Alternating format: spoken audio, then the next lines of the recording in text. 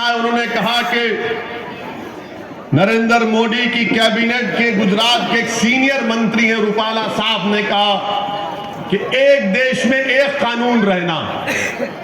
भाजपा वालों, मेरे कान में फूल नहीं है, मैं जानता हूं हकीकत क्या है।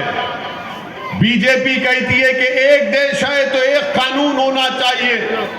बीजेपी को यह समझना चाहिए कि आपके पास थम्स अप लोग होंगे, हमारे पास नहीं है। हम पढ़ना लिखना जानते हैं, हम संविधान पढ़ते हैं। संविधान में एक है स्टेट लिस्ट, एक है यूनियन लिस्ट, एक है कंकरेंट लिस्ट। यानी जो यूनियन लिस्ट है वो दिल्ली की सरकार कानून बनाएगी, जो प्रदेश की लिस्ट है वो प्रदेश की सरकार बनाएगी।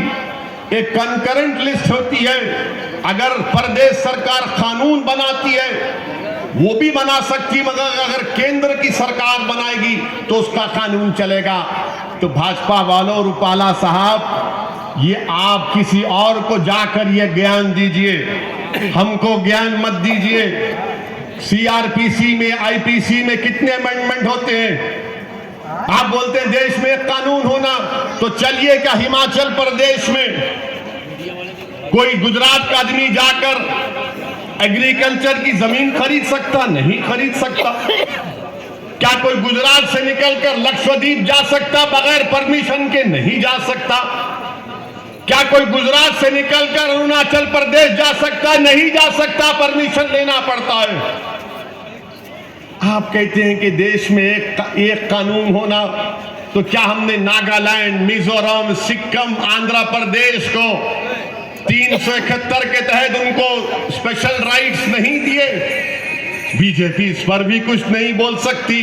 मैं जो कुछ कह रहा हूं आपके सामने सच्चाई को बयान कर रहा हूं। यूनिफॉर्म सिविल कोड, भाजपा वाले बोलते कि संविधान के चैप्टर 4 डायरेक्टिव प्रिंसिपल में लिखा गया। हम देश के प्रधानमंत्री से एक बात पूछना चाह रहे हैं। देश के प्रधानमंत्री जब से ही आप मोदी जी बने हैं 8 साल में, देश की 60% दौलत सिर्फ 8 लोगों या 10 लोगों के पास क्यों आ गई?